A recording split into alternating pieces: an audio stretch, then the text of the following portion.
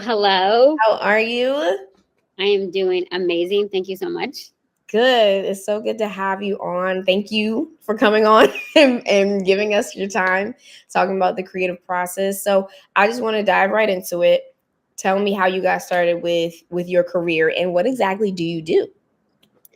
Well, I am a producer and a creative, and I have been in the industry 15 plus years. I know I look 25. Absolutely. Thank you. But I've been in the industry for a really long time. I got my start a long time ago, obviously, and I started as a PA. I went to school to UCSB for film studies. I actually had a really hard time to get my first start in the industry. I was working at Costco in college and transferred to a Costco in LA so that I could still have a job as I was pursuing to try to get into the industry. And it took me like a year to finally get in because I didn't know anybody and I didn't have any experience and they weren't giving anyone an experience. And you're like thinking like, oh, a year, that's not enough. But I had, that's it. It sounds like a little bit, but honestly, I applied to almost 500 jobs. Oh, wow. In that year so that I could finally get an insight.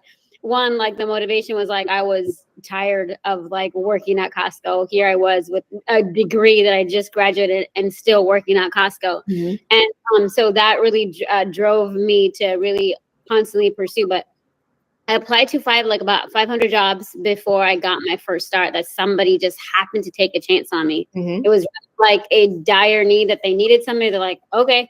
And they gave me a chance. And once I got that chance and once I got my foot in the door, I just just started to people, got connections and really never stopped working.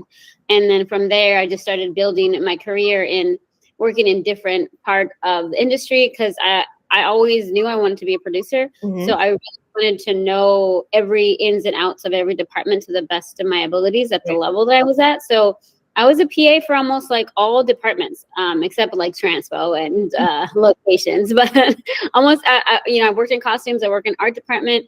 I worked in post-production. And I just really wanted to learn how the inner workings of each department was, because as a producer, I really wanted to be well-rounded and understand their needs, understand the way they work and the way they function. So that was really, really helpful in just my success and really in building. And when I started producing my own things, just knowing that I could jump in, like, oh, okay, cool. I know how they do this. And this is how they do that. So that's how it all began.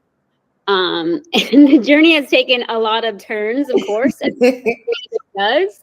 But that was the beginning. But the ultimate question is, do you still have the Costco membership? Can we get a discount?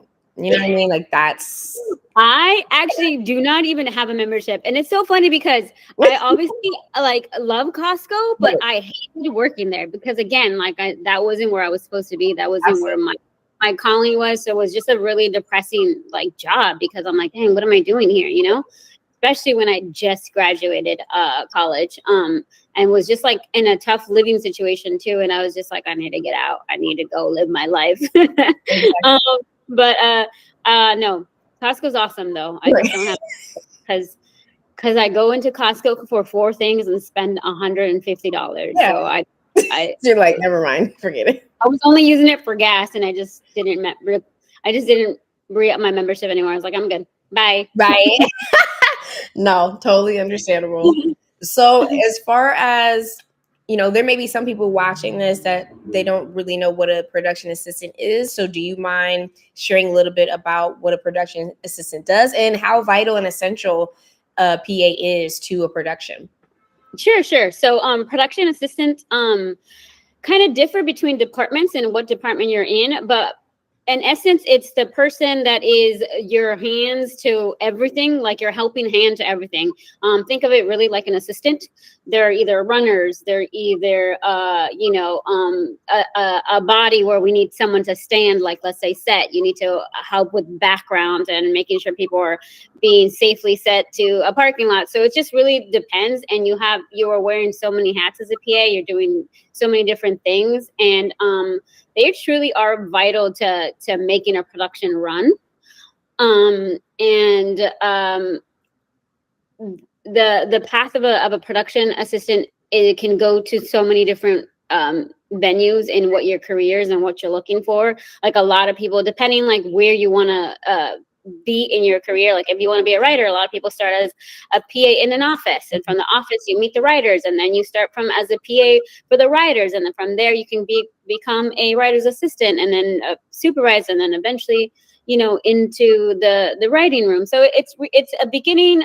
It's a stepping stone. It's a stepping stone for somebody in the industry, and it is just a really great job for anyone to have, because it really gives you an insight of the people that are holding it down. They're the first ones to arrive and the last ones to leave. Yes. And sadly, the lowest paying, but the ones we really need. And it gives you so much grit and so much like insight to what goes the ins and outs of a production, that it's such a good starting point. And I think there was another question that I might have missed, but what was the other thing? Oh no, that was the question.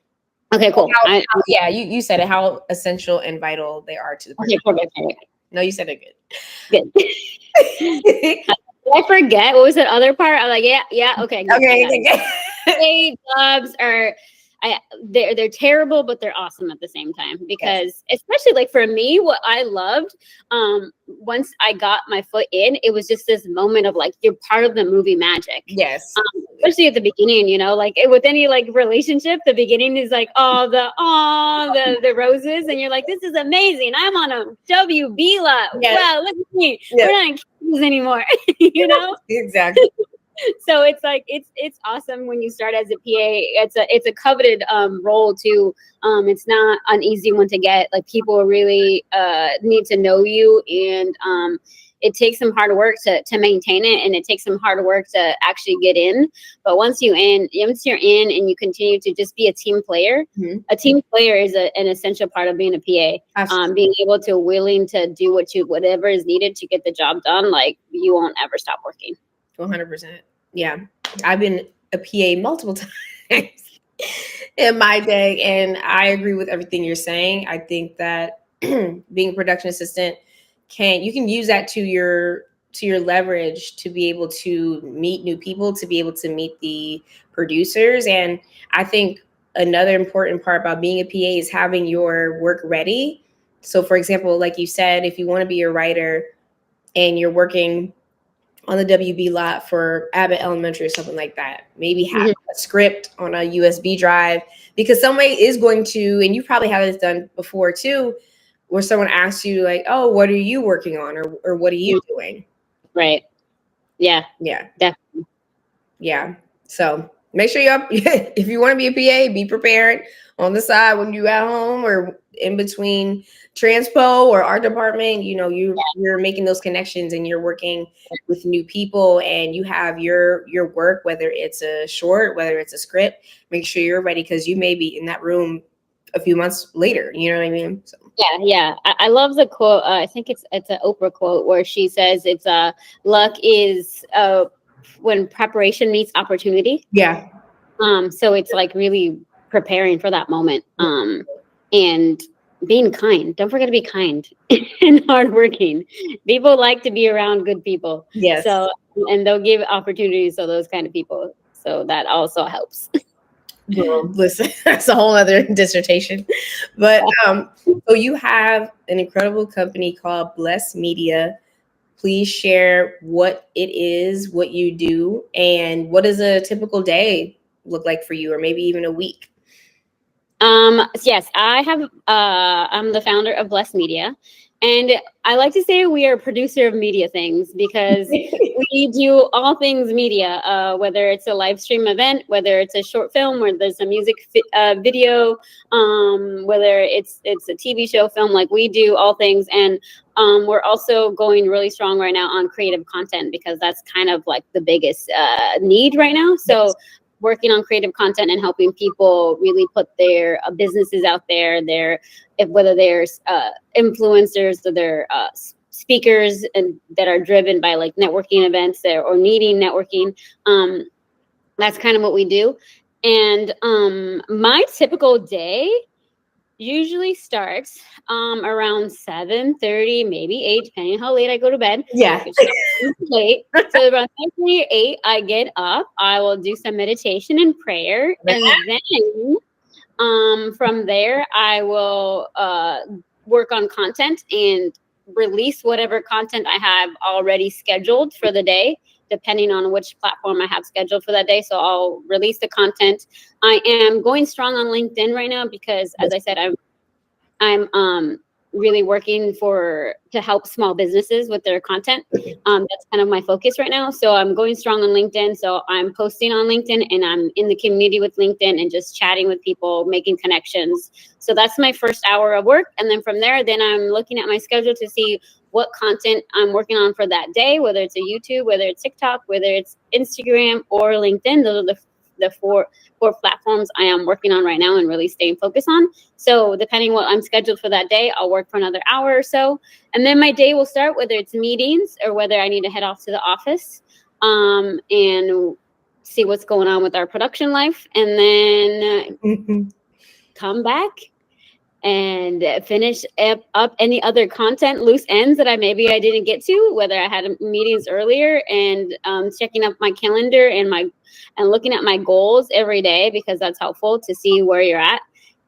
Just checking up, okay, where am I? What's my weekly goal? What do I need to accomplish? I'm like, oh, okay, I need to make sure that I'm getting this done by this week. So let me get working on my series for TikTok, editing that, and just kind of catching up with my schedule is the evening. So that's my typical day. Typical weeks, kind of the same. Things will change if sometimes I'll have a live event that comes out of nowhere on a like Tuesday morning. Yeah. So that shift my schedule. But those are kind of my typical days and my ideal days where I can like work on content stuff in the morning and then come back and whatever the day is, whether I'm working on a production or meetings, that's the chunk of the afternoon, and then coming back and then finishing up the day with more work on my business. You're busy, which is a good thing. But you're also a screenwriter, correct? Yes. I met with my writing partner today because we're working on a script. So everything, when you are somebody who's so busy and has so much going on, everything comes down to schedule. Mm-hmm. So for me, big on scheduling the night before, because if I'm not scheduling the night before, I'll wake up and be like, I have nothing to do, when I have tons to do, baby. I don't know, nothing. I think I'm okay. Have a matcha and take a walk, do a run, Yeah, just enjoy the scenery. Yes. I find myself that I've done nothing if I don't schedule the night before. Like it took a habit to build, because there'll just be moments like I just forgot and I was like, crap. Right. And even when I just forget, I realize like if I happen to forget, my day unintentionally just becomes like I don't know what I'm doing today. Right. Like it just like you have a bunch of stuff to do, but because you didn't schedule the night before. Mm-hmm. I know some people do the morning, so it's really about preference. But for me, it has to be the night before, because the morning I've never been a morning person. I have been trying to be a morning person for decades. For the longest. I can attest to this, y'all. You know me, I'm just trying to get my life. You know what I mean? I've been trying to tell Maya that I've been just trying to get my life. But I am not a morning person, and it has been like maybe a decade to finally get to a place where I'm getting up that early. Yeah. Like it has been a struggle. I've always been a night person, but the world is a morning people. So like I had to start adjusting and really taking advantage of my mornings. Mm-hmm. They say if you can win the morning, you win the day. Yes. So I throw in also, workouts in the mornings. I forgot about that. That's usually a typical work day too. But scheduling my day. So on Thursdays, I meet with my writer in the morning. At 10 a.m. we're doing Zoom calls or we're meeting in person. Mm-hmm. We're doing that, and I'm really keeping my TikTok as my creative, because even though I'm really right now diving into the business side of my business and my production, mm-hmm. don't want to lose the creative because it's like, we can't. I don't think as a creative you can ever like lose it. So for me to not go into depression, I'm keeping my TikTok as just my creative. So I'm just creating funny little skits or funny series of, for right now, just me. But I eventually want to start producing things on my TikTok under my name with other people, and like even I don't have to be in it. I just want to keep that creative juice flowing of creativity, of just creating, like whether it's comedy, whether whatever, like just keeping that creativity alive. And leaning more into that, I know like you talked about your business and it's thriving and it's great, and you put so much heart and soul into it. So how do you find that balance between putting time into, scheduling that time for your business? Because what I learned is that as creatives, we also need to learn how to be entrepreneurs as well. We need to learn how to become business people. We can't just leave it all to the lawyers and to the other business people when it comes to contracts and finances and things like that. So I think putting time and mental energy into those things is vitally important, but also the creative aspect, the writing, the producing, the, getting the inspiration and the brainstorming. How do you balance the two? That's a really good question, because it took me a minute to really discover that and figure that out, because creatives, we get so stuck in the creative and we don't want to think about the business side. We don't want to think about the legal things, and we don't want to think about that stuff, because that's just like, there's no color in a contract. You know what I mean? Right. There's cinematic shots that I'm like, I can't, this is too much. Yes. I can't go. Like I was having a meeting with a potential assistant that I want to hire, and he was showing me like systems and processes that she came up with, and it was all like set a spreadsheet. And I was like, how can we put that in like Asana where there's color? Because I'm I need some pink and yellow in here, ma'am. Like this is like, already I'm stressed. I'm stressed. I'm stressed already. So it's something that I really had to shift my mindset. I really had to shift, like, and maybe I know that obviously I'll get to a point where I'm not having to do it all by myself, like SEO and keywords. Like I don't want to know about that, but I have to know about that. You know what I mean? Yes. And so I had to shift, like I have to at least become a layman on these terms, understanding the business side, understanding those things to a capacity where I will even know how to hire somebody. Because if I don't know nothing, I'm just going to hire anybody, and then it will be a waste of time and money because I didn't put the right person in place, because I don't even know from the beginning. Exactly. So it's something that had to just like shift, and you have to just embrace it and not be afraid of it. I think for me, I think I was just like afraid. It just felt so overwhelmed, and it just felt like so much. And I started to just take it one thing at a time. And I decided, okay, for this time, these 3 months, 6 months, I'm only focusing on learning sales and marketing. Mm-hmm. Just focus on sales and marketing, and all the other stuff. It's just like, I'm going to take it one day at a time, and like breathing through it. Like, okay, I know that I don't like this, and I know that this is hard, but I have to learn this, and it's going to be okay. Yes. I'm going to get through, I'm going to get through this, and let me just take it and try to understand it, and keep like reading different people, like reading different books or different things, or watching different videos, and change like what you're watching and what you're reading. If it's too much, like it's overwhelming, that it's making you feel overwhelmed, then don't read that book. Read another book. Mm-hmm. There's stuff that you can like, that will help you grasp, because we all learn differently, right? Mm-hmm. And we all have our different ways of understanding. And find that thing, or find either that YouTube page or that book that you're like, okay, I get what he's saying. Other everyone else, I was like, I don't know, and you're making me run more. Right. So find that thing that will help you like get to a place where like, okay, I don't feel so overwhelmed. It's not so stressful. Mm-hmm. So the way I balance is knowing that I just it's something you have to learn. And accepting that it's okay to feel the way you feel about it being too much, but not staying there. Exactly. And pushing it to the side where like, I don't want to do it, and ignoring it, because it's detrimental to your career, because we get lost in the creative. But if you really want to make a dent and become something, you have to learn business. You have to. I agree. I definitely agree with that. And I like that you brought up the point of if something's not working for you, change it. I know a lot of times we can look at the New York bestsellers list and be like, okay, well, I have to read all these books. Yeah. Everyone's mentioning them, or I have to watch this video, and you're reading it or you're watching something, you're just like, it's still not connecting for me. Do what works best for you so that you can be successful in your own timing, in your own rhythm.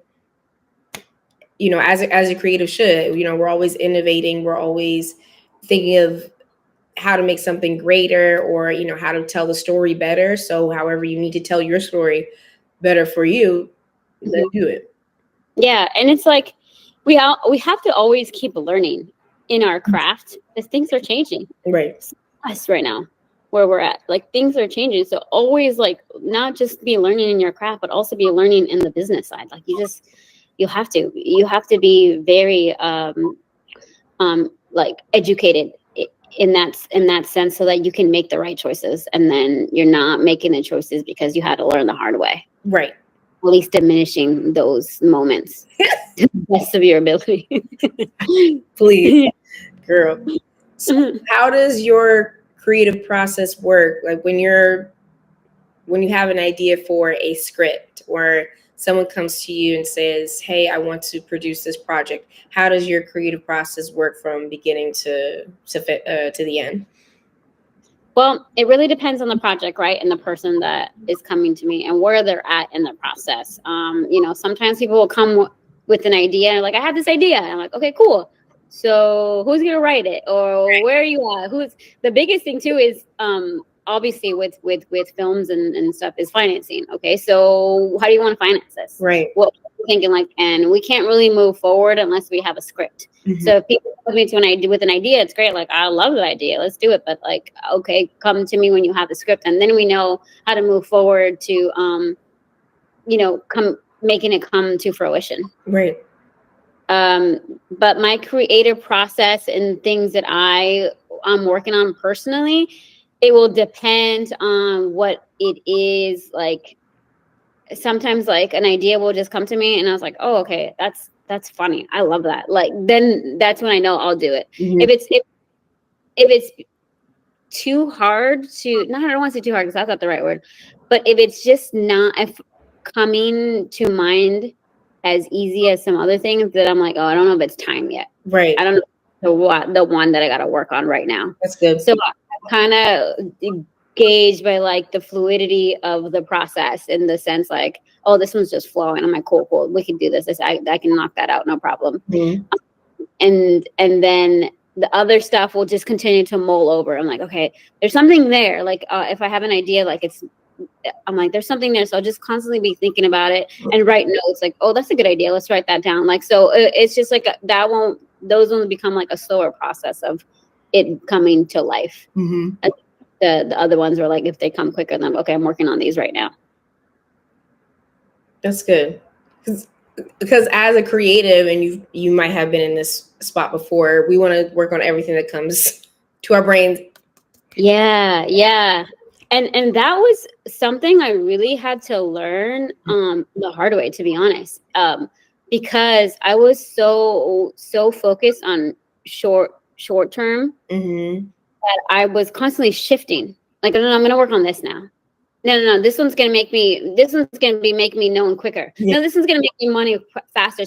So I was stopping everything. I just kept stopping this, stopping that, because I kept like trying to find this path of like shortcuts without unintentionally really knowing that I was trying to find a shortcut to success. That's good.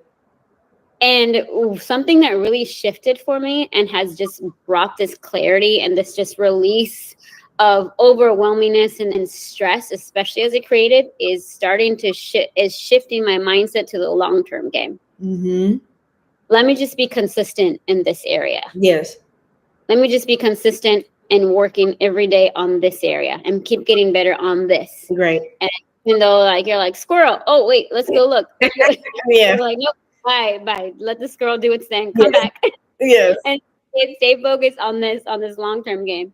Like I just started my YouTube, and thank you so much. And I'm just kind of documenting the process because I find myself going through so much of this journey of businessship and entrepreneurship, and like how much of the challenge it is as someone who's starting. And I kind of wanted to just document that process in hopes that it will help people, from what I've been learning and how I've been growing, and just being like raw about it all, like the disappointments, the insecurities. I have like 2 views, 3 views, but it's so actually it's really humbling. It's kind of exciting because you're like, man, this is awesome. Like, I'm starting somewhere. I'm starting. Like, I made it happen. I edited. I put the thumbnail. Like, I'm trying and I'm learning along the way. Yes. And I'm not looking for the viral. I'm not looking for the high numbers. I'm looking for the consistency, and I'm looking to be better. Yeah. Every time I'm posting, every time I'm making a new video. So like my very first video, I literally called it The Beginning, and it's terrible. Like I had terrible lighting. It really was a very raw clip. Like I happened to set up my camera in a corner in my room, and I just was like, I'm just going to set it up just so I have no excuse. Yeah. And so I kept seeing it all the time, and I was like, dang, I should just like record something. It's like there, it's ready. Right. Like I just had the camera on the tripod in the corner, set and ready. And one day I just was really, really having a hard day, really struggling with just this process, and just press record, and was just like completely just vulnerable and transparent.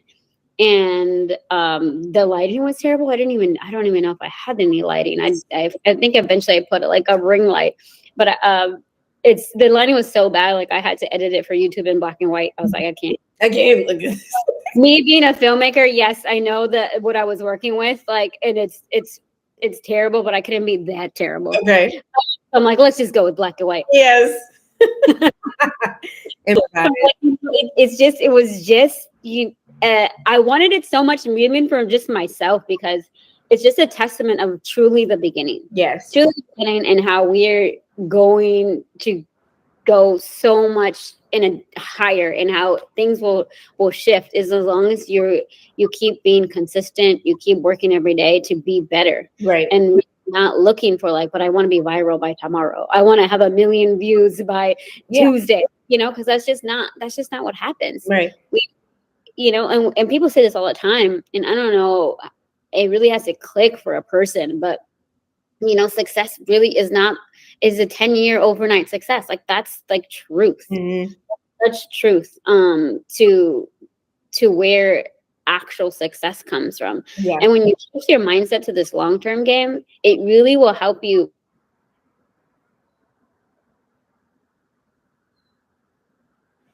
It's okay, because I'm only really into this a year. If you really think about it, you think a lot of times you're like, I've been trying this for 10, 15 years, but have you like consistently and really being honest with yourself? Have you really tried that long? Right. And if you have, then make sure you're getting better every time. Exactly. And I'm putting in the work, because it becomes a number game.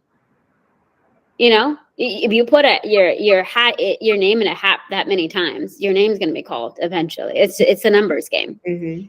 And when I shifted that mindset, when I shifted to start saying, okay, long-term game, like I stopped looking at the shiny things on the road and be like, ooh, what's that? Let me try that. Nope. Right. Because all those shiny, like, different projects, or all those different, like, oh, let me try this. YouTube videos pop up, make $10,000 easy in 1 month by doing drop shipping, and you're like, oh, let me try that. Come on, drop shipping. So, and then you quickly realize all of it, so it's just a matter of where do you want to put that time and effort, right, to bring to success. That is amazing that you were able to get in your mind, okay, I need to move from short term to long term, because especially within the entertainment industry and, being in LA, it's always like, what's the next best thing? How do I get this? We're trying to run get rich quick schemes a lot of the time. I think it's part of being a creative. Like, that's in your genes, impatience. want to. We just want to make it, figure out how we're going to get rich, because we don't want to be waiters and Uber drivers anymore. So we're trying to find the quick rich so that we can continue to pursue our creativity. Yeah. But like, if I can just do this, I'll make money real fast, and then I can still be pursuing my creative like drive and desire. Right. So like we get lost in that. But it's like sometimes you got to take the long road, make sure that you are financially stable. So if it is waiting tables or whatever the case may be, you know, I've done it. Whatever you need to do, do it so that the roof is over your head, but scheduling the time to be creative and scheduling the time to write, to meet with other creatives in order to keep the juices flowing. Yeah. Sometimes you have to do both simultaneously until someone does, or someone or a certain group of people recognize, oh, they have this. Okay, now here's the money, or here's this. But the time that you put in will show, you know, do you really love this? Do you really love what you're doing, or were you just doing it just to flap your gums? You know what I mean? Yeah, that's true. Then the true desire where you are or what you really want to do really comes out. Like, because being a creative, it's not an easy road, man. Like, we know it's a challenge. It's not for the faint. It's not for the faint. So you really gotta love it. Yeah. And I'll say this to be encouraging for those who are having those jobs that they hate or that they don't want to go to. Pushing yourself to find the moment, whether it's at night or in the morning, probably in the morning, because what I find is when I am doing my side business creative stuff in the morning and I'm going into another production or something, like a bunch of meetings, and I'm like, I'm not looking forward to this. It changes my sense of like being of positivity. Like, okay, I was productive. I got my stuff done. Okay, now let me face the day. Yes. So it really, I find like when I decide that I'm like, oh, I have an earlier meeting, or I miss like having those moments with working on my things, my passion projects. Yeah. My day is just goes down, like just energy wise. I'm like, dang, I haven't done anything for myself. It's like really you don't do anything for yourself. Yeah. And get lost. So it's really about pushing through those things. And I think Alex Hermosi said something that was really great. I'm sorry, I'm gonna look it up. I have it. She's great. Where did I put it? He says something that's really great, that he says that's right. He says to focus on the inputs, not the outputs. He says, don't learn to love money, learn to love making money. So, you know, he's in business, right? Mm-hmm. So he talks about like, don't fall in love with all the like the accolades and the things that come, but follow the process of getting to those accolades. Because those accolades, and someone said this as well, I think it was Andrew Huberman, about how loving the hard is what really produces true dopamine. And the dopamine doesn't come from receiving. The dopamine comes from like pushing yourself to when you reach that goal. That's all the dopamine, and really changing your mindset and your understanding. Like, it's the dopamine is coming from the working hard, from the grit, from pushing through those moments where you want to quit, and changing your mind that, and change your mindset. And like, let me fall in love with me putting in the work than me receiving the paycheck, because that paycheck will make you happy for 2 seconds. And you're like, Dan, I got to chase the next one. Right. So it's like, that's the outputs that you don't want to stay tied down to and committed to. You want to really start keeping your mind on the outputs of what it takes to get there. Yes. Because it's not going to stop. We're always going to want more. Right. And the car is going to be nice for 5 days or whatever, a month. We're like, okay, cool, we love it. But then you're going to forget you're even driving that car until somebody points it out. You're like, oh, that's a nice car. I was like, oh, yeah, thanks. You know, you're in your mind already thinking about the stresses of life, but focusing on the work that you're doing to get to a place rather than focusing on the things that you're receiving. Yeah. Will really help in pushing you through the hard things of being a creative. Those hard times, you know, that come as a creative. Absolutely. Because like to your point, it can be fickle. It can be, here one day and gone next, or you can get that car and then, God forbid, something happens to it, the week following, or you car registration, gas, blah, blah, blah, blah. Yeah. So I think we also have to, as creatives, put things in perspective and get in touch with reality, because we spend a lot of our time imagining, which is great, which is what we should be doing. But then it's also having that realization of, okay, but these are my values, these are my morals, these are the things I need to stick to as just a person in general, so that I'm not getting caught up in the shiny objects along the road, Yeah, definitely. So speaking of what you mentioned earlier, as far as things shifting and changing a lot of times, or a lot of the time, AI technology, all this new technology happening, vastly being created every day. What is your take on it? And do you use any AI or technology for when you're creating? Yeah. Well, here's the thing with AI. If you can't beat them, join them, right? Mm-hmm. And if you really, I'm sure if you're not jumping on the AI bandwagon, you are going to be stuck in this CD, iPods, life, DVD, trash bag. You know what I mean? Yeah. Recycling, for lack of better words. But like you have to, unfortunately or fortunately, you have to embrace it. Yeah. And I think that AI, just with anything in the world, anything, there's good and there's bad. It's just a matter of how you utilize it, right? But I am actually really enjoying this time that we are in with AI, because especially as a person who's very busy, it has really helped me be very efficient with a shorter amount of time. Right. So I use AI a lot in helping me come up with ideas, and just any kind of questions that I will have. I'll like put it up there and say, this is what I'm looking for. Give me some ideas. And then I'll read it through and I'm like, oh, okay, cool. And then it just sparks. It's like, it just sparks something that I'll adjust or that I'll change. And it has really just helped just make things so much faster, especially like if you don't have a lot of time. Right. So I am embracing AI. There's so much AI too out there.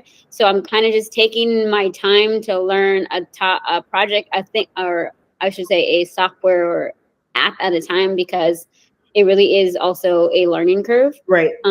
So, and it'll probably get easier and easier. But for now, I'm embracing AI as much as I can to be as efficient as I can, and helping me grow in business or in, content creation is really where I'm like really using it a lot to maximize my time. So being efficient is one of the main reasons, or becoming efficient is one of the main reasons why you use it. Yeah. And I like I said, there's so much that AI is doing that I haven't even tapped into also. Right. Because it's also will take time to learn it. It's like finding the time. So I'm really learning I'm taking the time to learn things that right now are helping me efficient with time in creating certain kind of things, like, whether it's captions or whether it's helping me schedule things or sparking ideas of, okay, like this is what I'm thinking. Give me a few more ideas of what this, and then just kind of picking through that. Because you can't solely depend on AI. Right. You'll get lost in a robotic, right.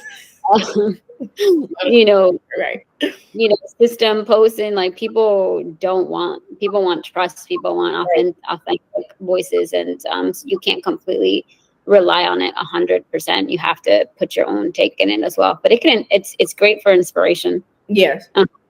So that's what I use it for. I agree. I definitely use it to just have quick ideas or quick things I need to, figure out. Like if I need a sentence for something, like using it for captions or using it for a bio for Instagram or something. And then, putting my own voice into it, remixing it however I need to make sure it still sounds relatable and sounds right. like me. But just quick little things. It's just like, okay, let's get it done right now because we need. Yeah, it's just so fast. It's so fast, and it's just helping us even more being productive. Exactly. So I agree with that. Getting a lot more done in a short amount of time. As creative, if we want things to hurry. Exactly. And as you're starting as a creative, like both of us, we're working in a place where we really are a one man team right now.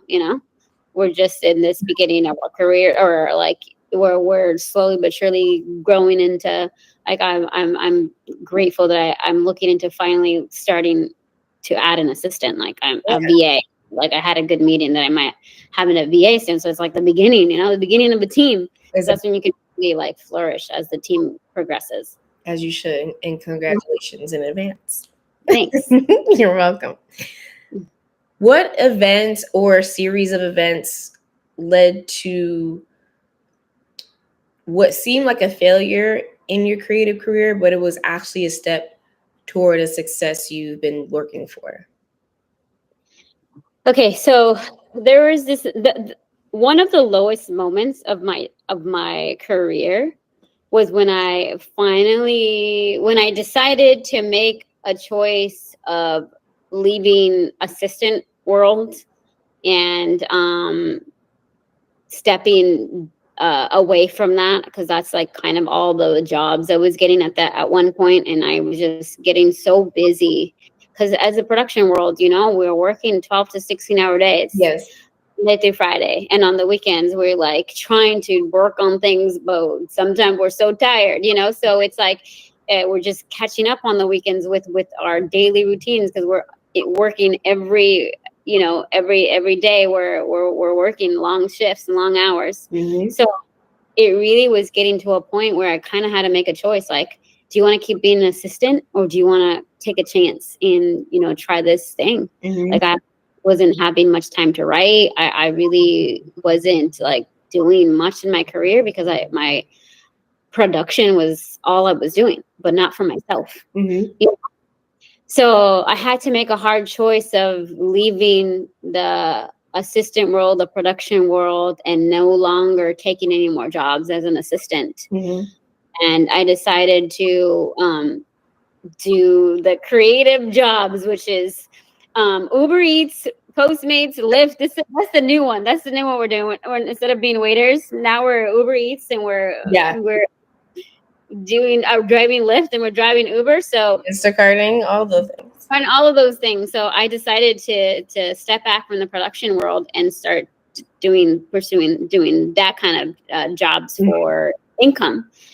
And it was such a hard time in my life because one, it was just like I was not making enough money. Yeah. And really, really struggling financially, and was just like, did I make the right choice? Like here I am. I'm like, I can't even pay my rent. Like I'm getting a notice for eviction, and I'm just like, what am I doing? Like, what am I doing? Right. For a moment, I didn't I was like displaced. I was living in 6 months for somebody for subletting, and like not really having like a place, and just really, really struggling financially, just really, really struggling. Like, what am I doing with my life? And nothing was actually moving. At the time, I was pursuing so much too. I was pursuing acting, I was pursuing comedy, I was pursuing writing, and it just like felt like nothing was moving. Like the dial wasn't moving. I'm struggling. I'm barely making it. And that was a really, really hard time in my life. But I eventually realized that it was exactly what I needed. It pushed me into a new venture of like, okay, well, what I'm going to start doing now is I'm going to start doing background work, because background work will allow me to still write because I have a lot of downtime. Right. But the pay is better, and I don't have to drive around, which I hated. Yes. Hated driving and like having these people in my car. Some people love it, and I just was not I did not love it. Right. I did not being a Lyft or Uber driver. It was just a really hard thing to do. Right. So unmotivated. And so I started doing background work. And once I started doing background work, I really started to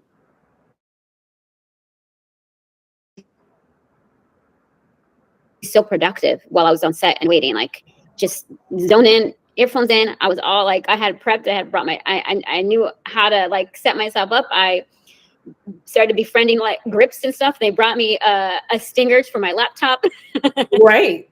Right. You know, I just started being like, hi, like just tried to befriending people that I needed to befriend. And as I became from background, I started doing stand-in work. Mm-hmm. And for stand-in work, that's when it really, really like blessed me, because I really was working. I got on a show where I was working regularly Monday through Friday. I was on the show. I was one of the leads stand-in. So I was nonstop working on this show, and it was perfect because, again, same thing with being background. You do stand-in work, but it's not as they treat you a tad bit better.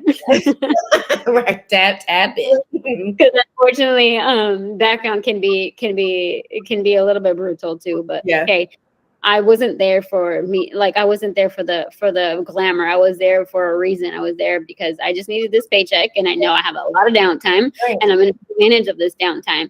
So that's where it really all began for me. Like really just honing in on my skill, learning how to write, reading books about how to write, writing every time I got a chance to, and it just began like that. The process began, the growth began, and I really just started to hone in on my skill and put in the time that it took. So things just started to shift there. And I ended up moving to New York. I want to go too much into my life story and have to really talk about all of the things in my life. But, you know, it like I said, it trickled from there. And then I moved to New York, and I thought I'd be a big fish in a little pond because of all this experience I had in entertainment. Yeah. But we had a much harder time just becoming a stand-in there. So babysitting, but I had all of this work under my belt, and I had all this like kind of like growth and mindset that even though the babysitting was hard, I had to start. I already knew like to shift my mind in the sense like I have this opportunity where this is paying me well, right, and it's an easy job. And I'm still like finishing babysitting, and I'm going to Starbucks, and I'm writing all in the evening. Yeah. Really having that moment, like I had to do a lot of self-checks and saying that I can't depend on my success to be happy. I have to be happy in this moment. That's good. This right now is still life. This still right now is still a moment that I can be happy in. I don't need to be happy because I've made it. I don't need to be happy because I've sold a script or I'm working in production. I'm still pursuing my purpose, right? And I'm still doing what I want to do, and I'm living in New York. Like I am like so. I had to like really start shifting my mind. Like you can't depend on the things that you're getting, you know, to bring you joy. You really have to be present in this moment and be like, this is joy. Yes. I'm letting a thing, a person, something to bring joy into my life. I'm going to enjoy this moment of life, enjoy this moment and be grateful. Yes. And be joy and happy now. Right. And not wait for the thing. Because that thing is so volatile, you know? Yeah, exactly. Woo! Do you miss those days? No. I miss those days only because they were like kind of like you know, in a sense like freedom, kind of like it's a little bit like not irresponsible, but like less responsibilities. Like right now, you know, I'm a producer of this mega church where we're doing live events twice a week, and we are growing so fast. So I have a lot of responsibilities. Yes. And a lot of things that we're continuing to grow, and we want to get better. And we're just at the beginning too. We haven't even touched the surface of where we're going, you know? So we're just growing, and we want to get better. We want to just continue to do amazing things. We don't want to be just another church. We really want to, spearhead this great production life that church doesn't have to look boring or terrible. Like it can really be beautiful and cinematic. And creating those kind of stories too, because we shoot films and we shoot videos and promos, and so it's just, again, I'm ahead of this production in this big church, and it's just again, it comes with so much responsibility. I'm grateful. It's been an amazing learning experience, and I've learned so much, but those days were just a little less responsible in that sense. I didn't have 50 people under me. Right. Those days had an impact on you, a major impact on you, and they probably have helped you to be able to be responsible for 50 plus people on a weekly basis, sometimes on a daily basis. Exactly. No, exactly. And that's just like, testament that everything in your life is setting you up for the next thing. Absolutely. Hands down. We miss New York though. We're going back. Love New York. Okay. Final question, because I know you're a busy woman. So what is a question you had for yourself, or maybe about yourself at the beginning of your career that has now been answered? Was there anything at the beginning of your career you're like, maybe personally or mentally or emotionally, like, why is this happening, or why is this not happening? Or I always thought this about myself, but now as I've gotten all of these accolades and I've gotten all these projects, now I know this about myself or about the industry. Yeah. Yes, definitely. There's always been this question inside of me that do I have what it takes to make it? Mm-hmm. I've always had this desire to be great, and I've always questioned, am I great? And it's funny when you say it out loud, it's like I can feel a little bit emotional about it, but it's a question that I've had for so long. And even last year, really having that question deep and continuing, like, am I going to make it? Am I supposed to do more? I'm desiring this thing to be something so bigger than I can see, that I can grasp. Mm-hmm. Is it something that is even feasible? Am I even made that way? And something shifted where I started to think about really honing in on the purpose and who I am, and coming to terms with, I just want to help and serve the community, the person that's been given to me. If I help one person, if I inspire one person, and I know that's cliche, but if I just inspire one person to pursue themselves to be great, I have accomplished being great. Yes. And that's one of my things that I have realized, that my purpose is to believe not only in greatness for myself, but believe in greatness in people, and to be there to support and bring value to the world, to their lives, and focusing on the fact that, like, that's really truly what matters. Yeah. If I'm able to bless a person to achieve greatness, or to go towards what they've been called to do, then I've accomplished greatness. And that has brought so much peace into the question of, like, am I supposed to be something, this great thing that I have always desired or thought I would be. Right. And I think it just shifted when I really started to hone in on, like, my purpose. I read this really great book called Built to Serve by Evan Carmichael. Mm-hmm. And it's so good because the title's a little bit misleading. I read it because I was looking for a book for leadership, and it says Built to Serve and how to be something about leader. Yeah. But it's amazing, though. I'm glad it was misleading, because it really breaks down. It starts with breaking down really your true purpose and who you are and what you've been called to do. Right. And goes into that is our purpose. Our purpose in this world, it is in our biology to serve people. That is what we're made to be. Right. The of them all is a servant to them all. You know what I mean? So it is what we have truly been called to be is to serve. Right. So he breaks down like what truly your purpose is and who you are. And as you hone in onto those things, and he helps you find like 3 words to really define you. One word that has like one word specifically, and then it has 3 underlining words, so that encompasses it. So those words is who you are and how you show up to people and how you even are able to serve and help people. Because this is now, like for me, like I said, greatness. This is why I've always struggled with it, because that is what my purpose is to help people embrace their own greatness, because we've all have been made to be great. Yeah.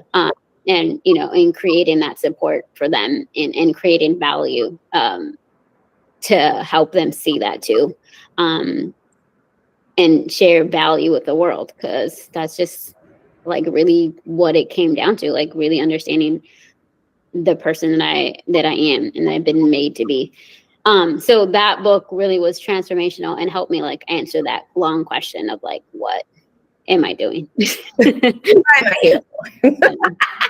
Because it does not feel like I'm great. We live in this world where obviously you're comparing, and I don't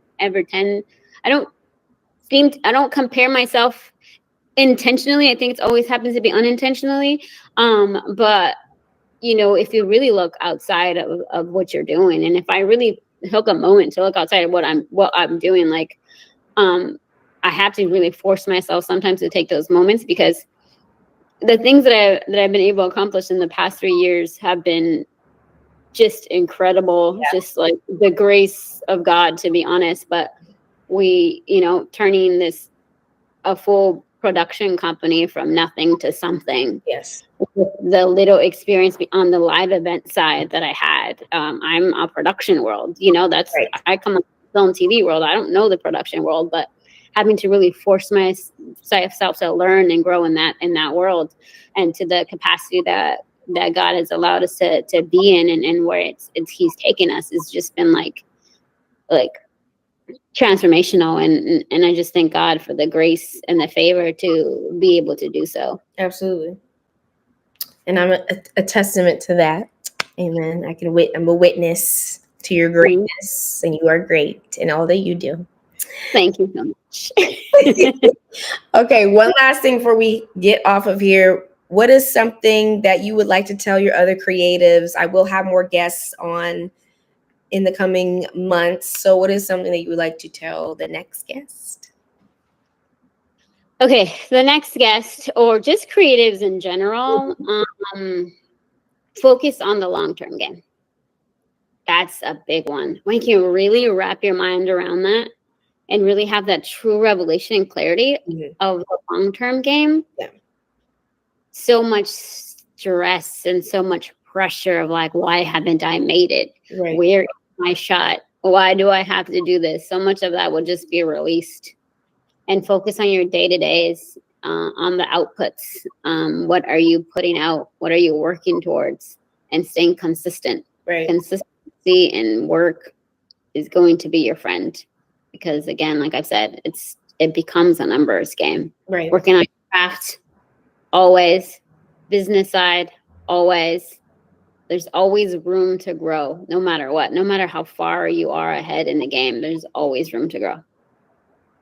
That's good. Thank you so much. Thank you. Thanks for having me. Of course. You dropped all the gems, all the nuggets. If you're watching this and you haven't taken anything from this, I don't know what you're doing, because it's all there, what you need. Where can the folks find you? Website, socials, drop them.